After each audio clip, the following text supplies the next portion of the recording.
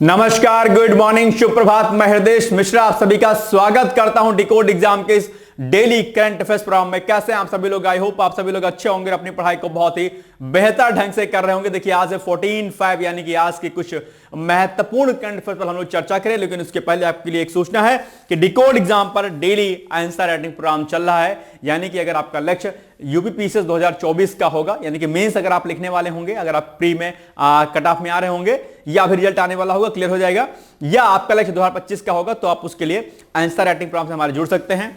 इसमें जो है आपको इसका आंसर राइटिंग का जो है आपको फीडबैक दिया जाएगा, कॉपी चेक होगी आपकी, मॉडल आंसर भी दिया जाएगा, आपको वीडियो के माध्यम से आपको समझाया भी जाएगा। तो इससे आप जो है जुड़ सकते हैं और अपने आंसर को आगे अच्छे से लिख सकते हैं। इसके लिए आप लोग जो है मेरे कॉन्टैक्ट नंबर पर यानी कि 8604409201 पर आप मुझसे संपर्क कर सकते हैं, ठीक है। या अगर आपको पीसीएस का बेस्ट लेना होगा तो भी आप मुझसे संपर्क कर सकते हैं, ठीक है। चलिए आगे, लास्ट डे रिवीजन हम लोग फटाफट जल्दी से करते हैं।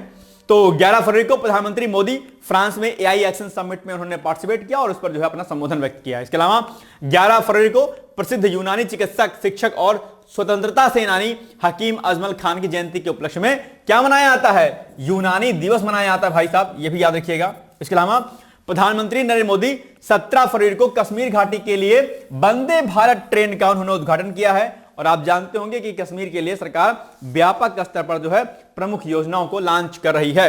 इसके अलावा ओम बिरला, कौन है ये? ओम बिरला जी आपके लोकसभा अध्यक्ष हैं। इन्होंने क्या किया है? इन्होंने संसद में बोडो, डोगरी, मैथिली, मणिपुरी, उर्दू और संस्कृत सहित 6 नई भाषाओं में अनुवाद सेवाओं को शुरू करने की घोषणा की है। और इसी घोषणा के समय जो है एक सांसद जी हैं, उन्होंने संस्कृत का विरोध किया। बड़ा दुख है, कल भी हमने आपसे कहा था, आज भी मैं कह रहा हूं, क्योंकि इसका दुख बहुत खतरनाक होता है कि संस्कृत को हम नजरअंदाज करते हैं और संस्कृत पर जो पैसा खर्च किया रहा है उसके लिए भाई साहब कह रहे हैं कि संस्कृत के लिए पैसा क्यों खर्च किया रहा है। ऐसे नेता जब चुन के आते हैं तो हमारे देश का बंटाधार करते हैं और कुछ नहीं करते हैं, ठीक है। और ऐसे नेताओं को दोबारा चुनकर आने का कोई हक नहीं होना चाहिए, मुझे ऐसा लगता है, सीधी और सपाट बात, ठीक है।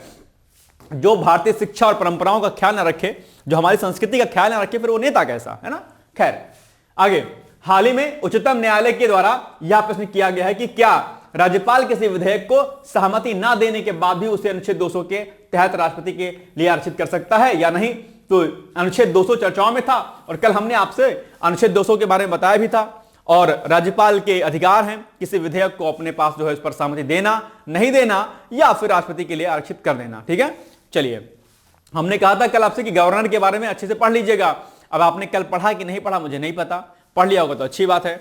हाल ही में नामीबिया के प्रथम राष्ट्रपति, नामीबिया राष्ट्र के संस्थापक कौन? सैम नुजोमा का हाल ही में भी क्या हुआ है? निधन हो गया है, ठीक। आगे, संसद की एक समिति ने दिल्ली एनसीआर में प्रदूषण नियंत्रण के लिए पराली जलाने की घटनाओं को कम करने के उद्देश्य से पराली बेंचमार्क का न्यूनतम मूल्य तय करने और धान की जल्द तैयार होने वाली फसल को अपनाने की सलाह भी दी है। ये कमेटी की रिपोर्ट है। और अदानी डिफेंस एंड एरोस्पेस ने defence research and development organisation, जिसको क्या बोलते हैं, डीआरडीओ के साथ 11 फरवरी को एरो इंडिया 2025 में vehicle mounted counter drone system का अनावरण किया गया है। इंपॉर्टेंट प्रश्न है, हमने आपको कल अच्छे से आपको बताया था इसको। भारत और मिस्र के बीच संयुक्त विशेष बल अभ्यास, क्या साइक्लोन का तीसरा संस्करण का भी आयोजन किया गया है और राजस्थान के महाजन फील्ड फायर रेंज में शुरू हुआ। 10 फरवरी से लेकर के यह जो है 30 फरवरी के मध्य में जो है चलेगा, ठीक है। सुरक्षित इंटरनेट दिवस हर साल फरवरी के दूसरे सप्ताह के मंगलवार को मनाया जाता है, यह भी आप लोग याद रखिएगा, ठीक है। तो ये 10 क्वेश्चन हमने कल किए थे। अब कल आइए हम लोग इसके प्रश्न पर जाते हैं। सुरक्षित इंटरनेट दिवस 2025 कब मनाया गया? 11 फरवरी को, 20 द राइट आंसर, ठीक। चलिए आगे, अब टॉपिक नंबर 1 है आपके सामने, मिशन अमृत सरोवर। ये अभी चर्चाओं में है। मिशन अमृत सरोवर आप सभी लोग जानते होंगे, गांव में से जो बिलोंग करते होंगे वो लोग जाते होंगे, उनके गांव में एक तालाब जो है क्या होगा, बना होगा। मिशन सरोवर का लक्ष्य था कि जो हमारा भौम जल है, जिसको हम लोग क्या कहते हैं, ग्राउंड वाटर कहते हैं, उस ग्राउंड वाटर की क्या हो, बढ़ोतरी हो, क्योंकि जो मानव गतिविधियां हैं वो बहुत ज्यादा क्या हो रही हैं, बढ़ गई हैं। हमारा इंफ्रास्ट्रक्चर बढ़ रहा है, हम लोग सिंचाई जो करते हैं तो पंपिंग सेट से पानी निकालते हैं, उस पानी को निकालने में क्या होता है, हम लोग बहुत पानी वेस्ट करते हैं। एक पौधे को जितना पानी चाहिए होता है उससे से ज्यादा पानी जो है कहीं ना कहीं क्या होता है, जो है उसको उसमें खेत में चला जाता है, वेस्ट होता है। और कई प्रकार के उद्योगों में जो है, इंडस्ट्री में तो बहुत पानी वेस्ट होता है अपने आप में, है ना। और जो है हम लोग क्या कर रहे हैं कि पेड़ की कटाई कर रहे हैं, जो हमारे गांव में तालाब थे उस पर हम लोग घर बना ले रहे हैं, उसको पाट दे रहे हैं मिट्टी से। तो ऐसे में कहीं ना कहीं जो हमारा ग्राउंड वाटर लेवल था, आप लोग अक्सर सुने होंगे गांव में या नॉर्मली कि हम लोग जो बोरिंग कराते हैं पहले इतने फीट पर या 40 फीट 50 फीट पर कराते थे, 35 फीट पर, ठीक है। माना कि पहले ग्राउंड वाटर इतने पर था, माना कि 40 फीट पर था। तो अभी आप लोग जब नल की बोरिंग कराते होगे पंपिंग सेट की, तो और गहरी कराते होगे। पाइप जो है पहले यहां पर पानी आ जाता था, यहां पर पानी होता था। अभी क्या हो रहा है, ये जो लेवल है ग्राउंड वाटर का यहां तक, यानी कि यहां तक पानी है आपकी, ये जमीन है आपकी, ये क्या होगी आपकी अर्थ है, ठीक है, और ये आपका ग्राउंड वाटर है नीचे। अब ये क्या हो रहा है, नीचे धीरे धीरे करके क्या हो रहा है, और ये डाउन जा रहा है। जो ग्राउंड वाटर लेवल है क्या वो हो रहा है, ये डाउन जा रहा है, नीचे जा रहा है, यानी कि आपको और नीचे तक बोरिंग करनी पड़ रही है, और अपने आप में क्या हो रहा है, दिक्कत हो रही है। तो इसी ये ग्राउंड वाटर नीचे ना जाए, लेवल नीचे ना जाए, इसके लिए सरकार सरोवर, जो आपका अमृत सरोवर योजना है, उसको लॉन्च किया था कि ताकि ग्राउंड वाटर रिचार्ज बढ़े अपने आप में, और पानी जो है क्या हो, बढ़े, ऊपर जाए अपने आप में। तो ये सरकार ने जो है कार्य इस पर कर रही है। और आप यह भी जानते होंगे कि जनवरी 2025 तक 68,000 से अधिक सरोवर जो है क्या हो चुके हैं, पूरे हो चुके हैं। यह अपने आप एक बड़ी बात है। और ग्रामीण विकास मंत्रालय के अनुसार मिशन अमृत सरोवर अप्रैल 2022 में क्या हुआ था, शुरू हुआ था। यह फैक्ट भी आपके लिए इंपॉर्टेंट है कि भाई बताओ अमृत सरोवर अभियान की शुरुआत कब हुई थी। आप कहेंगे सर अप्रैल 2022 में हुई थी। इसका उद्देश्य क्या है, प्रत्येक जिले में 75 अमृत सरोवर तालाब बनाना या उसका क्या करना, पुनरुद्धार करना, जिसकी कुल संख्या पूरे देश में कितनी है, 50,000 है। तो अमृत सरोवर, और अगर आप भी गांव में रहते हो, अगर आपके गांव में अगर कोई तालाब हो, अगर उस पर कोई कब्जा कर ले रहा है या उस पर जो है कोई कुछ ऐसी गतिविधि कर रहा है तो जिससे नुकसान हो तालाब को, तो उस पर आप कार्रवाई करवा सकते हैं, आप उस पर FIR जो भी करना चाहते हैं आप कर सकते हैं और उसको बचाने का कार्य कर सकते हैं, ठीक है। और पहले वर्षा जल संचयन होता था, आज वो भी नहीं हो पा रहा है बहुत तरीके से। पहले रोडों के किनारे किनारे खंती, हमारे यहाँ उत्तर प्रदेश में उधर गोंडा बहराइच बलरामपुर साइड में खंती बोलते हैं ना, जो रोड शायद आप लोग जानते होंगे, ये रोड होती है। तो रोड जब पाटी जाती है, इसको बनाया जाता है, तो उसके अगल बगल क्या कहते हैं, गड्ढे किए जाते हैं ना, मिट्टी खोद के, उसमें भी पानी पहले जमा होता था, अब वो भी नहीं रहता है आजकल। तो ऐसे कई कारण है जिसकी वजह से जो ग्राउंड वाटर लेवल हमारा क्या हो गया, डाउन हो गया है। और उसी को ऊपर करने के लिए, इसको बढ़ाने के लिए अमृत सरोवर पहल की शुरुआत की गई थी, ताकि गांव में तालाब बनाए जाएं। तालाब रहेंगे तो उसमें लोग मछली पालन भी करते हैं और बहुत सारी गतिविधियां करते हैं। और अमृत सरोवर, उसका पुनरुद्धार किया गया, अच्छे तरीके से उसको बनाया गया, ताकि लोग उसके आसपास बैठे भी, एक मनोरम दृश्य होता है बढ़िया तरीके से, और वहां पर लोग अपना पर्यटन स्थल के भी उसका जो है उपयोग करें। तो हर गांव में जो है अपना अमृत सरोवर होता है, आप जानते होंगे, ठीक है। चलिए, इस पहल ने जल संकट के गंभीर मुद्दे को हल करने में महत्वपूर्ण प्रगति की है। वहीं मिशन अमृत सरोवर के दूसरे चरण में जल उपलब्धता सुनिश्चित करने पर नए सिरे से ध्यान केंद्रित किया जाएगा। और इसमें जो है, इसमें सामुदायिक भागीदारी, जन भागीदारी इसको हम लोग कहते हैं, मुख्य रखा जाएगा। यानी कि भाई लोगों की भागीदारी इसके लिए महत्वपूर्ण है, क्योंकि तालाब गांव में रहता है। गांव के लोग की नैतिक जिम्मेदारी है कि उस तालाब में पानी हमेशा रखें, और जो है जो गांव का जो बाकी खेतों का जो पानी हो क्या हो, उस तालाब में जाए। हर गांव में 2-3 तालाब होते हैं, आप जानते होंगे, जहां पर लोग शाम को जब गाय और भैंस चराने जाते हैं, तो गाय जो भैंसें होती हैं उसी तालाब में पानी पीती हैं और अपना उसी में नहाती बहाती हैं। और गांव के बच्चे भी अक्सर तालाब वगैरह में नहाते हैं। अगर आप लोग भी शायद अगर गांव में रहे होंगे तो नहाए जरूर होंगे। और बचपन में हमने भी तालाब में नहाया भाई साहब। गांव में जब जाते थे तो तालाब में बहुत डुबकी मारते थे। पानी गंदा रहता था, खराब रहता था, डजंट मैटर, बचपन होता है। और आजकल के लड़के तो बड़े सेंसिटिव होते हैं। मम्मी बोलती हैं जम्स लग जाएगा बेटा, रे सॉइल लग गया बेटा, रे इसमें कीटाणु, इसमें बैक्टीरिया है बेटा, बस छोड़, डोंट टच दिस, है ना। आजकल के तो मम्मी लोग यही बोलती हैं। हम लोग क्या मिट्टी, क्या गोबर, क्या गंदगी, सब में रहते थे और खूब खेलते थे, और बॉडी भी हष्ट पुष्ट रहती थी, और नहाते भी तालाबों में, कहीं कुछ नहीं होता था। आप ह्यूमन बॉडी ऐसी होती है, जितना आप उसको सेंसिटिव बनाओगे ना, उतना ज्यादा क्या होगा, आपके लिए हार्मफुल होगी। इसलिए खूब व्यायाम करो, खूब योग प्राणायाम करो, फिजिकल एक्टिविटीज को करो, और बच्चों को खेलने दो। आजकल मम्मी लोग क्या करती हैं, बच्चों को मिट्टी एकदम टच नहीं होने देती एकदम। अरे भाई साहब क्या हो जाएगा, नहीं भाई, गलत बात है। मिट्टी में क्या जान है, मिट्टी धड़कन है हमारी। इस मिट्टी से अगर आप दूर हो जाएंगे तो आप डाउन टू अर्थ नहीं रह पाएंगे। मिट्टी से जुड़ाव बहुत जरूरी है, और इसलिए बच्चों को खेलने कूदने दिया करें। कुछ नहीं होता, बैक्टीरिया फालतू बातें होती हैं, ठीक है। आप लोग कहोगे सर भड़का रहे हो क्या मुझे?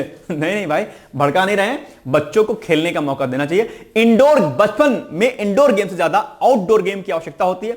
फिजिकल बॉडी उनकी स्ट्रांग होनी चाहिए, उनका स्टेमिना स्ट्रांग होना चाहिए, उनका माइंड, जब आप खेलेंगे कूदेंगे, अगर फिजिकल एक्टिविटीज करेंगे तो उनका मस्तिष्क के साथ में उनकी जो इंटरनल बॉडी ऑर्गन्स है वो भी मजबूत होंगे। ठीक है, वो वीडियो गेम खेलने से, फोन चलाने से कुछ नहीं होगा, उससे अपंगता आती है ना, उससे हैंडीकैप हो जाएगा बच्चा। ध्यान रखिएगा, ये नहीं कि बेटा चलो ठीक है फोन ले लो, खाना खा लो। ठीक है, बच्चा फोन देख रहा है, छोटा भीम बड़ा भीम कर रहा है, फिर तुमको भीम बन के मारेगा, फिर बाद में फिर कहोगे अच्छा शैतान हो गया है मेरा बच्चा। नहीं भाई, मम्मी लोग भी आजकल खतरनाक काम करती हैं। खैर कोई बात नहीं, पापा तो और दुलार करते हैं अपने बच्चों को, है ना। बिटिया रानी अगर हो गई तो पापा और दुलार करेंगे, उसी दुलार के चक्कर में क्या होता है, सब बिगड़ जाता है मामला। चलो, इसमें सामुदायिक भागीदारी होगी, मैंने आपको बता दिया। और मिशन अमृत सरोवर के काम राज्यों और जिलों के द्वारा महात्मा गांधी राष्ट्रीय ग्रामीण रोजगार गारंटी योजना, आप लोग जानते होंगे, जिसको हम नरेगा बोलते हैं, उसके तहत में 15वें वित्त आयोग अनुदान के तहत प्रधानमंत्री कृषि सिंचाई योजना की उप योजनाओं जैसे कि वाटरशेड विकास घटक, हर खेत को पानी के अलावा राज्यों की अपनी अपनी योजनाओं के साथ में मिलकर किए जा रहे हैं। और अमृत सरोवर जो पहल अपने आप में वास्तव में बहुत अच्छी पहल है। हालांकि सरकार इस पर और फोकस करना चाहिए सरकारों को। पहले हर गांव में तालाब एक होता था, आजकल बड़ा मुश्किल होता है कि गांव में तालाब होता है। आजकल तो गाय भैंस को पानी पीने के लिए तरस जाना पड़ता है। ठीक है, जो भी वहां के जानवर होते हैं बेचारे तरस जाते हैं क्योंकि पानी नहीं मिलता उनको बेचारों को, है ना। तो गलत बात है, इस पर ध्यान देना चाहिए। खैर, नंबर 1 क्वेश्चन है, मिशन अमृत सरोवर पहल के संदर्भ में निम्नलिखित कथनों में से कौन सा ऐसे कथन सही नहीं है। यानी कि आपसे क्या पूछा है भाई साहब, रॉन्ग स्टेटमेंट पूछा है। गलती आप लोग यहां पर बार बार करते हैं। जितनी बार ये नहीं आता है मैं आपको उतनी बार बताता हूं कि यहां पर आप गलती करते हैं, क्योंकि इसका भुक्तभोगी दरअसल मैं खुद हूं। ठीक है, तो मैं नहीं चाहता हूं कि आप भी गलती करें। आप कुछ लोग कहना अच्छा सर जी आप गलती कर दो, मैं तो नहीं करता हूं। इसी ओवर कॉन्फिडेंस में गलती कर जाते हो। ठीक है, कि मैं तो गलती नहीं करूंगा। ठीक है, कई बार लोग टेस्ट सीरीज नहीं लगाते हैं। सर टेस्ट सीरीज सर क्यों लगाए, सर क्या मतलब बनता है, सर हम तो किताब पढ़ते हैं। यह भी गलती है। Test series is the most important. ठीक है, आप खूब प्रैक्टिस करिए, लगातार ऑब्जेक्टिव क्वेश्चन की प्रैक्टिस करिए, और टेस्ट सीरीज जब लगाइए तो देखिए कहां कहां पर आपकी गलती हो रही है, कहां कहां पर आप कंफ्यूजन कर रहे हैं, कहां कहां पर आपको टॉपिक नए मिल रहे हैं, उनकी एक एनालिसिस कीजिए और उसी के आधार पर जो है टेस्ट सीरीज लगाइए आगे, और अपने को क्या करिए, इंप्रूव करिए अपनी स्टडी को। ठीक है, चलिए, तो पहला पॉइंट क्या है कि जनवरी 2025 तक 68,000 से अधिक सरोवर, यानी कि इसको हम लोग तालाब बोलते हैं, ठीक है, पॉन्ड भी बोलते हैं इंग्लिश में, हो चुके हैं। इससे विभिन्न क्षेत्रों में सतही और भूजल उपलब्धता में वृद्धि हुई। सतही मतलब कि जो आपके जो सरफेस जो वाटर होता है आपका ना, जैसे ये आपका अर्थ है तो उसके ऊपर जो पानी जमा रहता है, आजकल आप देखते होंगे जब रोड पर जाते होंगे ना तो ऊपर पानी आपको दिखाई देता होगा कहीं ना कहीं, तो वो सतही वाटर एंड ग्राउंड वाटर मतलब जो धरती के नीचे है आपका लेवल। ठीक है, वो दोनों में क्या हो रही, वृद्धि हो रही है। मिशन अमृत सरोवर को अप्रैल 2020 में शुरू किया गया था। क्या पॉइंट सही है ये? नहीं, 2022 में क्या शुरू किया गया था? देखो कि 22 में क्या शुरू किया गया था, देखो कहां पर भाई, ये देखो 2022 में शुरू किया गया था। इसका मतलब क्या हुआ कि ये जो आपका दिया गया है कथन 2020 वाला, ये क्या आपका गलत है, इसको रॉन्ग कर दीजिए, और इस हिसाब से जो है आपका बी वाला क्या हो जाएगा, आपका सही उत्तर हो जाएगा। 2 वाला कथन गलत है। तो देखो केवल 2 कहां पर है, तो यहां पर है केवल 2, यानी कि B is the right answer. कोई दिक्कत यहां पर आपको? चलिए आगे बढ़ते हैं। संत रविदास जी की जयंती अभी हाल ही में मनाई गई है, और इस पर उत्तर प्रदेश गवर्नमेंट ने जो है इस पर गजटेड छुट्टी भी जो है क्या की थी, घोषित की हुई थी, छुट्टी भी थी। तो आइए हम लोग आगे बढ़ते हैं। और भैया जी इसके पहले आज क्या है, 14 दिसंबर है। कुछ लोग खुश हो गए होंगे, वाह भाई क्या सर जी बात कर दी। प्यार मोहब्बत का दिन है, बचे रहना लेकिन ध्यान से, और क्या करना, अच्छे से पढ़ाई करना। ठीक है, घूमने घामने मत चले जाना आज। ठीक है, कहीं घूमने घामने मत जाना आज, बहुत रिस्ट्रिक्टली जो है उसको मैं बता रहा हूं, नहीं तो भाई साहब क्या होगा, दिक्कत में पड़ जाओगे और टाइम हो जाएगा आपका क्या, वेस्ट। ठीक है, अभी अपने आप से प्यार करिए, सिर्फ अपनी अंतरात्मा से, अपनी पढ़ाई के साथ, अपने धर्म के साथ, अपने जो है सपनों के साथ में। ठीक है, नहीं तो चलो खैर जाना होगा चले जाइएगा, मैं नहीं कह रहा हूं, लेकिन फिर भी एक बात ध्यान रखिएगा कि अभी आपका अगर कर्तव्य कुछ है, धर्म अगर कुछ है, तो वो है आपकी अपनी पढ़ाई, जिसके लिए बड़े संघर्षों के साथ आपके माता पिता, बड़ी मुश्किलों से आपके माता पिता आपको पैसा देते हैं। सुबह आपके पिता जॉब पर जाते होंगे, ठीक है, शाम को आएंगे या नहीं आएंगे इसकी कोई गारंटी नहीं होती है, क्योंकि इतने सारे गाड़ी मोटर चलते हैं, कब कहां क्या हो जाए, कौन सी घटना घटित हो जाए, कुछ किसी को नहीं पता होता है। एक एक पैसा जब आप लोग कमाओगे, ठीक है, तो आपको एहसास होगा। जब मैं अर्निंग नहीं करता था, हालांकि एहसास मुझे तब भी था, लेकिन जब से मैं जॉब करने लगा तब से मुझे एहसास हो रहा है कि यार कैसे पैसा नहीं बचता है। जैसे मैं अपने पापा को बोलता था, यार बताओ इतने साल से गवर्नमेंट जॉब करना, अभी तक जमीन नहीं ले पाए, यहां नहीं ले पाए, ये नहीं कर पाए, वो नहीं कर पाए। अब जब मैं खुद कमा रहा हूं तो मुझे एहसास हो रहा है कि अगर पैसा जाता कितना है, ठीक है, मतलब 1000 का मतलब 10 रुपया, ये स्थिति है इस समय। तो आप लोग उस मेहनत का जो है थोड़ा सा क्या करिए, उनका सम्मान कीजिए अपने माता पिता का, और पढ़ाई पे फोकस कीजिए। बाकी प्यार मोहब्बत कभी बाद में कीजिएगा, वैसे भी आजकल कोई समझता नहीं है प्यार मोहब्बत, है ना, तो इसलिए पढ़ाई पे फोकस कीजिए, ठीक है। चलिए, संत रविदास जी की जयंती भी हाल ही में मनाई गई है, आप इनको जानते होंगे। आडंबरों पर, जो अंधविश्वासों पर इन्हें खुलकर बोला, इनके कई सारे दोहे, कई सारी पंक्तियां जो है इनकी चर्चाओं में रहती हैं, और ये बहुत फेमस व्यक्ति थे। 12 फरवरी 2025 को संत रविदास जी की जयंती मनाई गई फिलहाल, ठीक है। और संत रविदास कहीं कहीं पर ये 13 फरवरी भी बेसिकली है, ठीक है, ध्यान रखिएगा, 13 फरवरी भी है, ठीक है, याद रखिएगा इसको। संत रविदास जी मध्यकाल में एक भारतीय संत कवि सदगुरु थे, और इन्हें संत शिरोमणि संत गुरु की भी उपाधि दी गई थी। इन्होंने रविदासिया पंथ की स्थापना की थी, ठीक है, याद रखिएगा। इनके कई सारे जो पंक्तियां हैं गुरु ग्रंथ साहिब में भी शामिल की गई हैं, शायद ऐसा सुनने में आता है। इन्होंने जात पात का घोर खंडन किया और आत्मज्ञान का मार्ग दिखाया। गुरु रविदास जी है, जिसको हम लोग रैदास जी बोलते हैं, का जन्म काशी में माघ पूर्णिमा दिन रविवार को जो है हुआ था। तो जब जब पूर्णिमा माघ पूर्णिमा होती है तब तक उनकी जयंती मनाई जाती है, ठीक है। चलिए आगे बढ़ते हैं। निम्नलिखित युग्मों में से कौन सा एक युग्म सही सुमेलित नहीं है? तो रविदास जयंती 2025 ये 12 फरवरी को होती है, इस बार जो मनाई गई, ठीक है। अब इसमें में भी शायद आपको 13 फरवरी भी देखने को मिल जाए, में भी। सुभाष चंद्र बोस जयंती 24 जनवरी को नहीं भाई साहब, 23 जनवरी को होती है। ये आपका क्या हो जाएगा, गलत हो गया। ये होता है 23 क्या जनवरी, यानी कि 23 जनवरी को पराक्रम दिवस के रूप में भी मनाया जाता है। और इस बार जो सुभाष चंद्र बोस आपदा प्रबंधन जो पुरस्कार है वो किसको दिया गया है? मैंने आपको बताया था एक क्वेश्चन में, एक प्रश्न में, कि इस बार जो आपदा प्रबंधन जो पुरस्कार सुभाष चंद्र बोस की जयंती पर जो दिया जाता है वो किस संस्था को दिया गया है, वो मुझे कमेंट करके आप लोग प्लीज बताइएगा। बहुत इंपॉर्टेंट वो क्वेश्चन है आपके लिए, ठीक है। चलिए, रास बिहारी बोस जयंती कब मनाई जाती है? 25 मई को, बिल्कुल सही बात है। मदर टेरेसा जयंती 26 अगस्त को, बिल्कुल सही बात है। मदर टेरेसा पर भी एक बार जयंती पर प्रश्न पूछा गया था भैया, इसको भी आप लोग क्या करिएगा, रेडी कर लीजिएगा, ठीक। तो ये आपका क्या है, गलत है। तो बस B is the right answer, क्योंकि कौन सा सही नहीं सुमित है ये आपसे पूछा है, ठीक है। चलिए, बी होगा, इसमें बी करिएगा, गलत दिखा है, डी नहीं बी होगा, B is the right answer, ठीक। ओके, चलो। ट्रैश स्कीमर मशीनें ये अभी चर्चाओं में हैं। आप कहेंगे सर ये कौन सी बला होती है भाई? ये होती है, ये गंगा का जो पानी है, खास गंगा ही नहीं बल्कि कोई भी नदी, पोखर, झील कोई भी ऐसा है, तो वहां पे ये वाटर जो पोल्यूशन होता है उसको क्या करता है, शुद्ध करता, प्योर करता है। यानी कि उसमें जो भी कूड़ा कबाड़ा, ठीक है, जो भी अनवांटेड मटेरियल्स होते हैं उनको निकालने का ये क्या करती है, काम करती है मशीनें। और अभी ये कुंभ में बहुत तेजी के साथ काम कर रही है। और कुंभ में आज से नहीं भाई साहब, कुंभ में 3-4 साल पहले से ये काम करना शुरू कर दी थी। जब ये था कि भैया महाकुंभ होने वाला है, उसी के 2-3 साल पहले ही इस मशीनों ने गंगा में, प्रयागराज में काम करना शुरू कर दिया था कि ताकि पानी की शुद्धता को जो है बरकरार रखा जाए। वहां पर जो है डिब्बे, मिठाई के डिब्बे, फूल पत्ती, अनवांटेड जो मटेरियल्स, कपड़े, जो भी वेस्ट रहता सबको निकालने का जो है प्रयास इसने किया। और तभी इस समय जब आप प्रयागराज कुंभ गए होंगे तो आपने देखा होगा कि कुंभ का पानी कितना शुद्ध दिखाई दे रहा। सरकार इस पर व्यापक स्तर पर काम कर रही थी, चाहे वो मियावाकी तकनीकी से फॉरेस्ट लगाना हो, वो भी कुंभ के पहले शुरू हो गया था। और चाहे जो है आपका ये जो है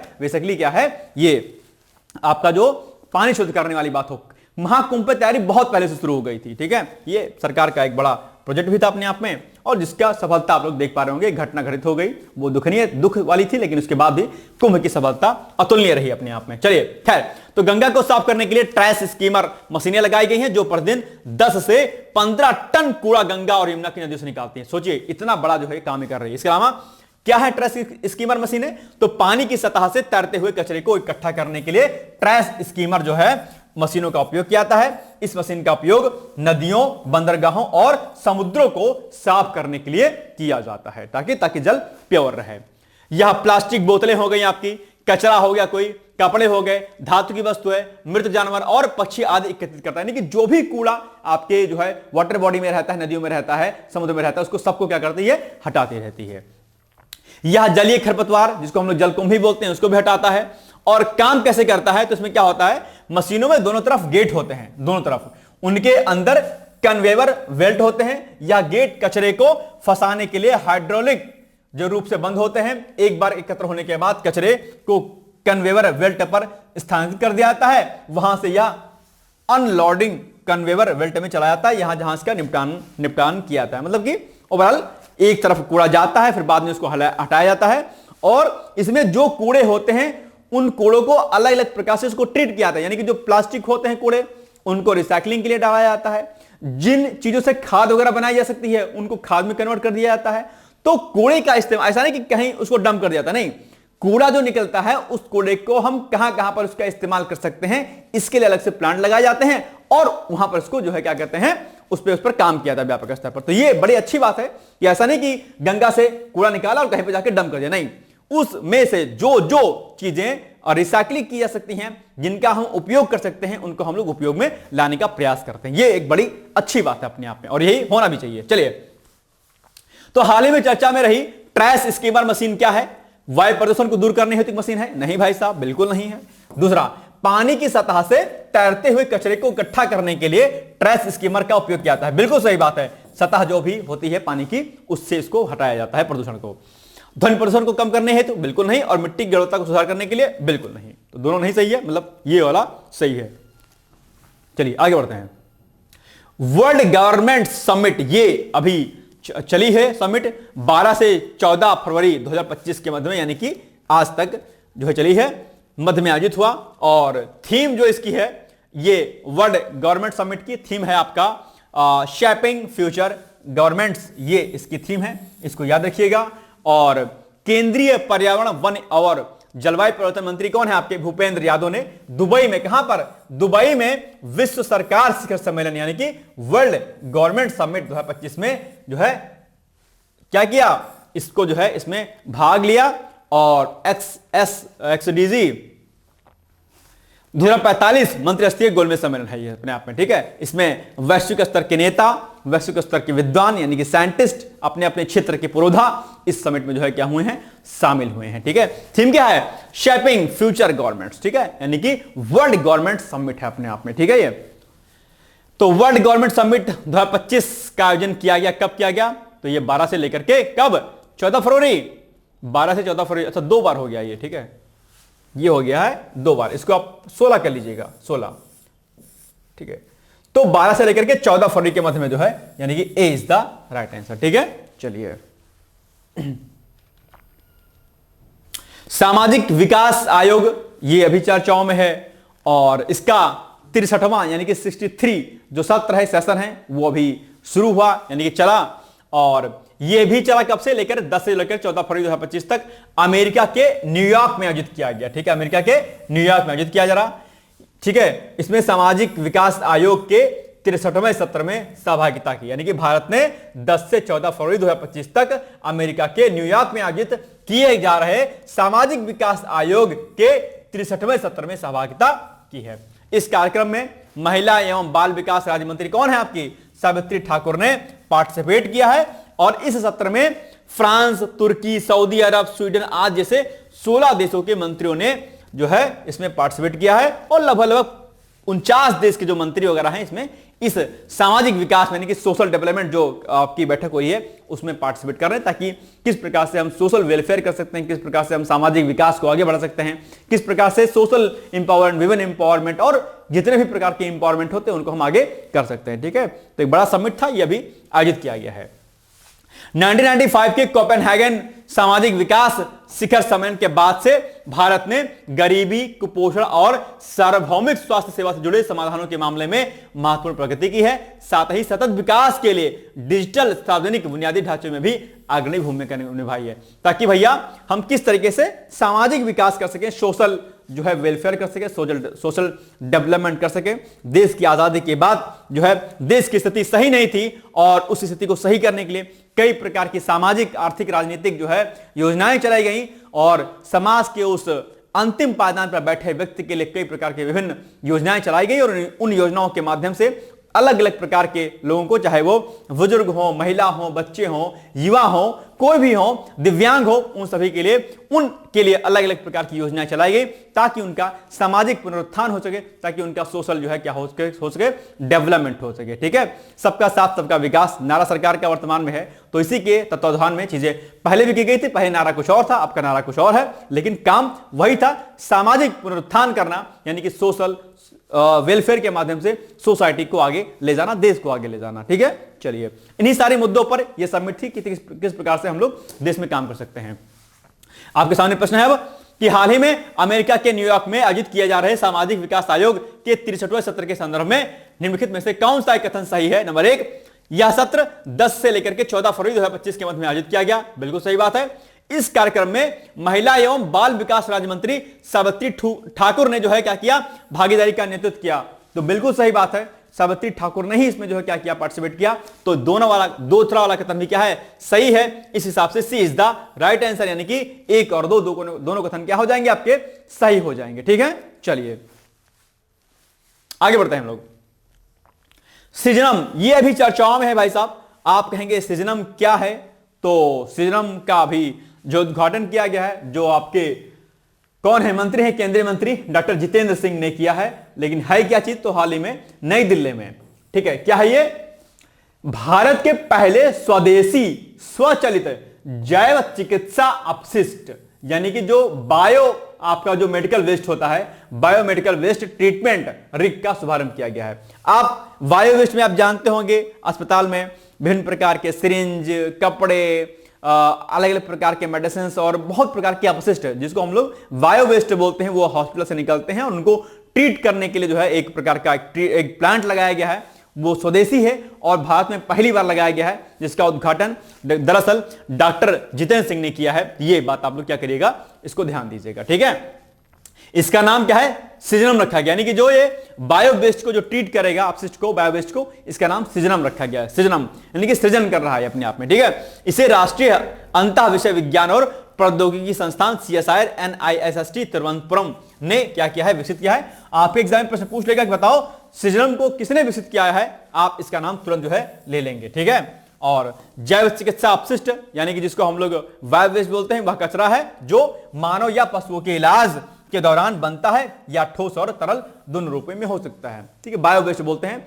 कई बार जब आप किसी हॉस्पिटल में जाते होंगे तो उसके हॉस्पिटल के पीछे खूब सारा कूड़ा पड़ा रहता है, वो सब बायो वेस्ट होता है और उससे पॉल्यूशन बहुत होता है, गंदगी बहुत होती है, विभिन्न प्रकार के बैक्टीरिया, माइक्रो ऑर्गेनिजम्स निकलते हैं जो विभिन्न प्रकार की बीमारियां उत्पन्न करते हैं। तो उसको ट्रीट करने का काम जो अभी सृजनम करेगा, ध्यान रखिएगा। ठीक है, चलिए जैव चिकित्सा अपशिष्ट के बारे में आप पढ़ लीजिएगा। जैव चिकित्सा अपशिष्ट के उदाहरण कौन कौन से हैं? ये इसको हटाइए, नंबर 1 हटाइए। अब ये यहां से नंबर 1, 2, 3 और 4। ठीक है, उदाहरण कौन कौन से हैं? नंबर 1, सुई, सिरिंज, लैंसेट, स्केलपेल, टूटा हुआ कांच हो गया, माइक्रोबायोलॉजिकल कल्चर हो गया, मानव और पशुत्तक हो गए, शरीर के तरल पदार्थ हो गए। बहुत प्रकार के बायो वेस्ट होते हैं, उनका उदाहरण यहां पर लिखा गया है कि भैया ये क्या है? इसके उदाहरण है। ठीक है, जैव चिकित्सा अपशिष्ट के उदाहरण है। ठीक है, याद रखिएगा। नंबर 1, अब बताइए हाल ही में कहां पर स्वदेशी स्वचालित जैव चिकित्सा अपशिष्ट ट्रीटमेंट रिग सृजनम का शुभारंभ किया गया है? नई दिल्ली, लखनऊ, इंदौर, भोपाल। तो नई दिल्ली में किया गया, डॉक्टर जितेंद्र सिंह के द्वारा किया गया था। ठीक है, याद रहेगा।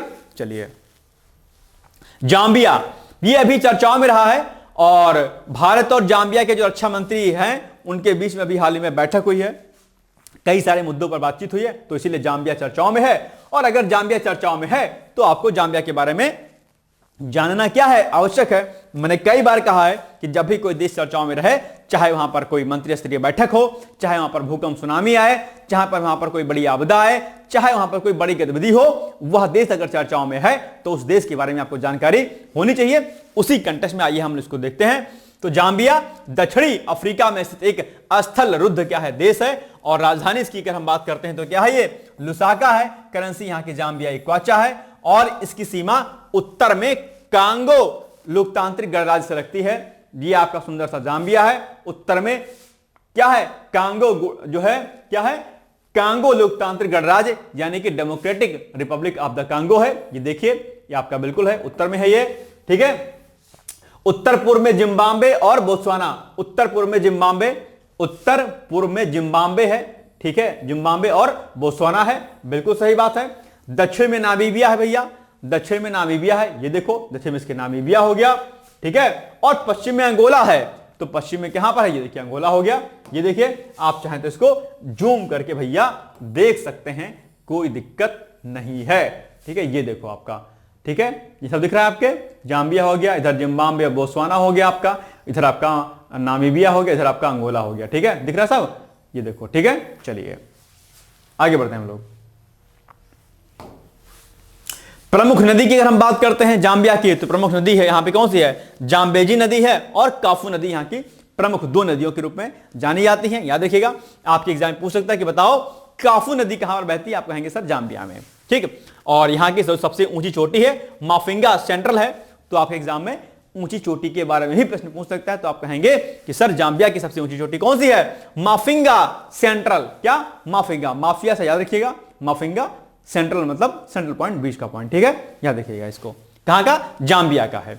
अब आपके सामने प्रश्न है कि बताओ जाम्बिया की राजधानी क्या है, लुसाका, टोक्यो, मास्को, थिम्पू, क्या है, ये है आपका लुसाका। और टोक्यो कहां की राजधानी है, जापान की है। मास्को कहां की राजधानी है, रूस की है, शायद रूस की है। और थिम्पू, थिम्पू कहां की है, आई थिंक भूटान की है ना। चलिए आगे बढ़ते हैं।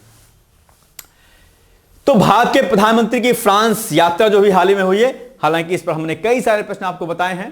इस पे एआई जो समिट था उसमें भी सरकार ने भाग लिया, मतलब मोदी जी ने भाग लिया। और 2 पॉइंट यहां पर और निकल के आ रहे हैं कि पीएम मोदी और फ्रांस के जो राष्ट्रपति हैं कौन, इमैनुअल मैक्रों हैं, ने संयुक्त रूप से कैडारेचे में इंटरनेशनल थर्मोन्यूक्लियर प्रायोगिक रिएक्टर संयंत्र का दौरा किया, ठीक है, इसका दौरा किया है। तो यह अभी चर्चाओं में है, और यह किसी भी राष्ट्राध्यक्ष या जो सरकार के प्रमुख होते हैं उनकी पहली यात्रा है, किसकी, इस इंटरनेशनल थर्मोन्यूक्लियर प्रायोगिक रिएक्टर संयंत्र की। इसकी यात्रा जो है किसी जो है देश के प्रधानमंत्री ने या प्रमुख ने जो है पहली बार की है, ठीक है। और इसके दौरान जो है क्या हुआ, कुछ और चीजें होंगी, लेकिन इसके पहले एक चीज और देख लीजिए कि यह किसी भी राष्ट्राध्यक्ष या सरकार के प्रमुख द्वारा इसका पहला दौरा है, जो आज दुनिया की सबसे महत्वाकांक्षी सलैन ऊर्जा परियोजनाओं में से क्या है, एक है।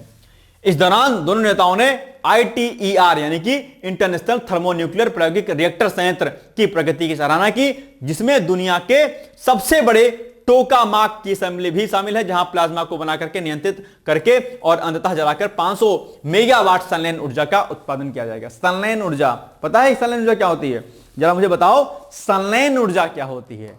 और संलयन ऊर्जा का एक बढ़िया सा उदाहरण मुझे बताओ, क्योंकि ये आपके फिजिक्स में कई बार पूछा जाता है। संलयन ऊर्जा, नाभिकीय विखंडन और संलयन, सुना है कि नहीं सुना है, ठीक है। तो मुझे नाभिकीय विखंडन क्या होता है बताइएगा, और नाभिकीय संलयन क्या होता है मुझे बताइएगा।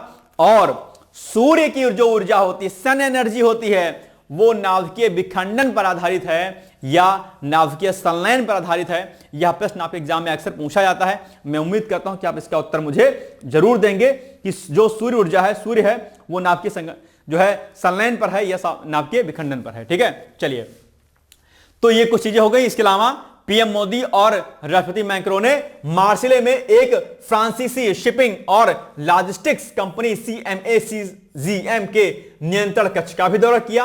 पीएम को कंपनी की व्यावसायिक गतिविधियों, जिसमें कि शिपिंग है आपका, बंदरगाह संचालन, आपूर्ति श्रृंखला प्रबंधन और भंडारण शामिल हैं, के साथ साथ भारत, मध्य पूर्व, यूरोप आर्थिक गलियारे के संदर्भ में भविष्य के सहयोग के बारे में भी जानकारी दी गई है, जिसका उद्देश्य क्या है, इसका जो इस उद्देश्य है हितधारकों को शामिल करते हुए एशिया, यूरोप और मध्य पूर्व का एकीकरण करना है। तो यह भी इंपॉर्टेंट है आपके लिए। और आप जानते होंगे कि सितंबर 2023 में G20 नेताओं के शिखर सम्मेलन के दौरान भारत, यूरोपीय संघ, फ्रांस, जर्मनी, इटली, सऊदी अरब, यूएई और संयुक्त राज्य अमेरिका के नेताओं ने IMEC को विकसित करने के लिए, मिलकर काम करने के लिए एक समझौता ज्ञापन की घोषणा की, जिसमें दो गलियारे शामिल होंगे।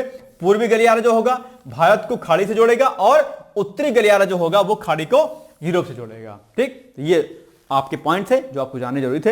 अब आपके सामने प्रश्न है, बताओ निम्नलिखित कथनों में कौन सा या से कथन सही है। नंबर 1, पीएम मोदी और फ्रांस के राष्ट्रपति इमैनुअल मैक्रों ने संयुक्त रूप से कैडारेचे और इंटरनेशनल थर्मोन्यूक्लियर प्रायोगिक रिएक्टर का जो है दौरा किया, बिल्कुल सही बात है। इसके अलावा पीएम मोदी और राष्ट्रपति मैक्रो ने मार्सिले में एक फ्रांसीसी शिपिंग और लॉजिस्टिक्स कंपनी CMA-CGM के नियंत्रण कक्ष का भी दौरा किया, बिल्कुल सही बात है। इन दोनों का दौरा पीएम मोदी ने किया है। दोनों ही आपके एग्जाम के लिए जरूरी हो जाते हैं भैया, तो बिल्कुल सही बात है। 1 और 2 दोनों कथन सही हो जाएंगे, यानी कि 1 और 2 दोनों कथन सही हैं। ठीक है, चलिए आगे बढ़ते हैं। मछली उत्पादन अभी चर्चाओं में है।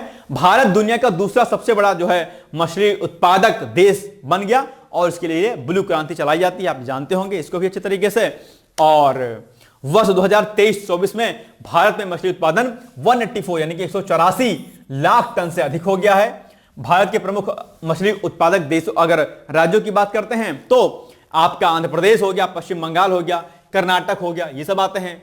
और भारत में प्रधानमंत्री मत्स्य संपदा योजना भी चलाई जा रही है, आप जानते होंगे प्रधानमंत्री मत्स्य संपदा योजना चलाई जा रही है, जिसका उद्देश्य जलीय कृषि की उत्पादकता को बढ़ाना है और मत्स्य की ये वैसे गलत लिखा हुआ है, इसको आप सही कर लीजिएगा। ये मत्स्य की ऐसे लिखा जाता है बेसिकली, ठीक है, मत्स्य की, ठीक है, प्रबंधन में सुधार करना है। ठीक है, राष्ट्रीय समुद्री मत्स्य नीति 2017 भारत के समुद्री मत्स्य संसाधनों के संरक्षण और प्रबंधन से संबंधित है। ये पॉइंट, ये वाला भी आपके लिए जरूरी है। ठीक है, तो सरकार मछली उत्पादन के लिए, फिश फार्मिंग के लिए, फिश प्रोडक्शन के लिए बड़े स्तर पर काम कर रही है और मछलियां से जो है क्या कहते हैं बहुत प्रकार के जो है मेडिसिन बनाई जाती हैं, बहुत प्रकार के औषधि जो है बनाई जाती हैं। ठीक है, आई थिंक विटामिन ए जो होता है वो मछली के तेल का ही शायद होता है, आई थिंक शायद, जहां तक मुझे याद है विटामिन ए, शायद आप लोग जानते होंगे, मेडिकल वाले स्टूडेंट शायद जानते होंगे, है ना। तो ये मछली ऑयल, फिश ऑयल होता है, उसका इस्तेमाल कई प्रकार के डिजीज में जो है इसका उपयोग किया जाता है। विटामिन ए में भी होता है शायद, है ना, फिश ऑयल आई थिंक। चलिए, जिसके लिए आपकी जो आई साइड अगर वीक होती है ना, आई साइड, तो उसके लिए विटामिन ए दिया जाता है, पता है ना आपको, नहीं पता है, पता होना चाहिए। ठीक है, चलिए, तो भारत विटामिन ए ही दिया जाता है, क्या मैं सही हूं गलत हूं, जरा मुझे करेक्ट करिएगा एक बार प्लीज आप लोग। चलिए, भारत वैश्विक स्तर पर मछली उत्पादन देश में किस स्थान पर है, तो ये दूसरे स्थान पर है भैया। अब तो B is the right answer. ठीक है, विटामिन ए कि विटामिन ई है, आई थिंक विटामिन ए है शायद। बताइएगा मुझे कि अगर आपकी आई साइड वीक होती है तो कौन सा विटामिन आपको टॉनिक के रूप में पीने के लिए दिया जाता है, बताइएगा मुझे कमेंट करके जरा। चलिए, तुलसी गबार्ड ये भी चर्चाओं में है और ये अमेरिकी खुफिया विभाग की प्रमुख हैं। इनको भी हाल ही में इनको नियुक्ति दी गई है और प्रधानमंत्री मोदी ने इनको बधाई दी है और इसी के साथ इनसे मुलाकात भी की है और मुलाकात के दौरान भारत और अमेरिका के खुफिया चीजों के बारे में और मजबूती से चीजें हों, इसके लिए बातचीत भी इन्होंने इनसे की हुई है। तो प्रधानमंत्री नरेंद्र मोदी ने अमेरिकी खुफिया विभाग प्रमुख कौन तुलसी गबार्ड से मुलाकात की। इस दौरान उन्होंने आतंकवाद से निपटने तथा उभरते खतरों से निपटने में खुफिया सहयोग बढ़ाने पर ध्यान केंद्रित करते हुए दोनों देशों के बीच संबंधों को विभिन्न पहलुओं पर चर्चा की है कि भाई हमारी जो खुफिया बातें हों वो शेयर होती रहें ताकि हम आतंकवाद से जो है निपट सकें। तुलसी गबार्ड की नियुक्ति 12 फरवरी को हुई थी और अटॉर्नी जनरल पॉम बॉन्डी ने इनको जो है पद की शपथ दिलाई। हवाई से डेमोक्रेटिक कांग्रेस वुमन 43 वर्षीय तुलसी गबार्ड को जासूसी एजेंसियों की देखरेख के लिए उनकी उपयुक्तता के बारे में द्विदलीय संदेह का सामना भी करना पड़ा था। तो अभी फिलहाल ये अमेरिकी खुफिया विभाग की प्रमुख हैं अपने आप में। तो अमेरिकी खुफिया विभाग के प्रमुख कौन है? तुलसी गबार्ड, तुलसी पासवान, हिलेरी क्लास्ट या इनमें से कोई नहीं। सिंपल सी बात है, तुलसी गबार्ड। तो यानी कि ए इज द राइट आंसर। ठीक है, ये हो गया आज का हमारा महत्वपूर्ण जो है करंट अफेयर्स। और अब आपके सामने एक छोटा सा जो है न्यूज है और वो ये है कि डिकोड एग्जाम पर यूपी पीसीएस फाउंडेशन कोर्स चल रहा है। आप चाहें तो इसे जुड़ सकते हैं। यहां पर आपको जो है इंटीग्रेटेड वीडियो लेक्चर्स यानी कि प्री प्लस मेंस का रिकॉर्डेड वीडियो लेक्चर्स शेड्यूल के अकॉर्डिंग, प्री की टेस्ट सीरीज, मेंस की टेस्ट सीरीज, प्री का पीवाईक्यूज, मेंस का PYQs, daily answer writing practice आपके लिए और जो है इस पर आंसर राइटिंग के साथ साथ में डेली क्विज भी दिया जाएगा आपको। इसके अलावा पर्सनल गाइडेंस, आपको पर्सनल मेंटरशिप दी जाएगी आपकी। ठीक है, बहुत कुछ इसमें रहेगा और सीसैट अलग से रहेगा, हिंदी अलग से रहेगी आपके लिए, निबंध अलग से रहेगा। इसमें सारी चीजें आपको daily important articles, current affairs के ये सब सारी चीजें रहेंगी आपको। तो आपके लिए एक अच्छा जो है ये प्रोग्राम है और बहुत ही नॉर्मल फीस पर हमने जो है इसको लॉन्च किया है। आप चाहें तो कॉन्टैक्ट नंबर इस पर भी आप संपर्क कर सकते हैं या फिर आप सीधे मुझसे बात करिएगा इस नंबर पर। ये मेरा नंबर है 8604409201। इस पर सीधे जो है आप मुझसे बात कर सकते हैं और अपनी कोई भी प्रॉब्लम मुझसे शेयर कर सकते हैं और एडमिशन ले सकते हैं। ठीक है, तो ये हो गई हमारी न्यूज। अब आपके सामने आज का अभ्यास प्रश्न है, जाम्बिया की राजधानी क्या है? बताइएगा मुझे कमेंट करके। आज का ही प्रश्न है और आज मैं देखता हूं कि आप लोग इसका कितने लोग उत्तर देते हैं। ठीक है, दूसरा, नवीकरणीय और अनवीकरणीय ऊर्जा स्रोत, इस पर सरकार बहुत व्यापक स्तर पर ध्यान दे रही है। इसके लिए आपसे निबंध पूछ लेगा, इस पर जो है आपको एस्से लिखना है भैया। जो आरओ वाले हैं वो लिखिएगा 600 शब्दों में, जो पीसीएस वाले अभ्यर्थी हैं वो लिखिएगा 700 शब्दों में, और जो यूपीएससी वाले अभ्यर्थी हैं आईएएस वाले वो लिखिएगा 1000 शब्दों में। ठीक है, ये आप लोग लिखिएगा। कुछ समझ में नहीं आएगा तो मुझे बताइएगा। ठीक है, ये हो गया हमारा आज का जो है इंपॉर्टेंट लेक्चर। और अब आपके सामने एक छोटा सा जो है प्रश्न भी दिया गया है कि अभी हाल ही में पीएम मोदी ने पेरिस में फ्रांसीसी राष्ट्रपति इमैनुअल मैक्रों के साथ में एआई एक्शन समिट की अध्यक्षता की।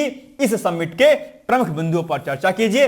इस पर आप लोग जो है लिखने का प्रयास कीजिएगा। इंपॉर्टेंट प्रश्न है, आपके लिए जरूरी भी है। ठीक है, तो ये हो गया हमारा आज का इंपॉर्टेंट सेशन। मिलेंगे हम लोग कल, और आप लोग पढ़ते रहिए। 14 फरवरी का आनंद लीजिएगा, बहुत मत घूमिएगा लेकिन आनंद के साथ घूमिएगा, और प्यार का सम्मान कीजिएगा। प्यार बड़ी चीज होती है, त्याग, समर्पण और विश्वास एक शब्द है, वो कहा गया है। तो प्यार का सम्मान कीजिएगा और किसी के साथ कुछ गलत भावना या गलत विचार मत लाइएगा। ये मेरी आपसे एक एडवाइस है। ठीक है, प्यार एक बहुत बड़ी चीज होती है, उसका सम्मान जरूर कीजिएगा। All the best and thank you so much. Bye bye, take care, bye bye. दोस्तों, क्या आप पीसीएस अधिकारी बनना चाहते हैं? यदि हाँ, तो डिकोड एग्जाम लेकर आया है यूपी पीसीएस फाउंडेशन कोर्स 2025। यह एक ऑल इन वन कोर्स है जिसमें प्रीलिम्स मेंस दोनों ही परीक्षाओं के लिए वीडियो लेक्चर, एनसीईआरटी और standard books based bilingual notes उपलब्ध कराया जा रहा है। इस कोर्स में प्री और मेंस के सभी प्रीवियस ईयर क्वेश्चंस पेपर भी वीडियो लेक्चर के माध्यम से कोर्स में सम्मिलित होंगे। साथ ही साथ में कोर्स का कंटेंट गुणवत्तापूर्ण होने के साथ ही साथ एग्जाम ओरिएंटेड है, जिससे कोर्स लेने वाले स्टूडेंट्स को कोई भी बाहरी पुस्तक या नोट्स पढ़ने की आवश्यकता न पड़े। इस कोर्स में प्रीलिम्स और मेंस के टेस्ट सीरीज तथा आंसर राइटिंग प्रोग्राम भी शामिल है, जिसके साथ ही साथ टेलीग्राम ग्रुप में रेगुलर टॉपिक वाइज टेस्ट कराए जाएंगे। इसके साथ ही सीसेट, निबंध तथा सामान्य हिंदी की अतिरिक्त कक्षाएं भी चलाई जाएंगी तथा हमारे कोर्स से परीक्षा में सफल होकर इंटरव्यू देने वाले विद्यार्थियों को इंटरव्यू की भी तैयारी कराई जाएगी, और अंतिम परिणाम कुछ भी हो, पूरी फीस उन्हें रिवार्ड के स्वरूप जो है वापस कर दी जाएगी तथा अगले बैच में उन्हें निःशुल्क प्रवेश प्रदान किया जाएगा। उल्लेखनीय है कि डिकोड एग्जाम एक संस्थान के रूप में 5 वर्ष के अपने सफल कार्यकाल में अब तक 55 से अधिक विद्यार्थियों को विभिन्न परीक्षाओं में अंतिम सफलता दिलाने में अपना सफल योगदान दे चुका है। इस कोर्स की फीस 15,000 रुपये निर्धारित की गई है, लेकिन पहले प्रवेश लेने वाले 100 विद्यार्थियों को 3,000 रुपये की विशेष छूट दी जा रही है। और अधिक जानकारी के लिए हमारे संस्थान के नंबर 6307495944 पर संपर्क करें।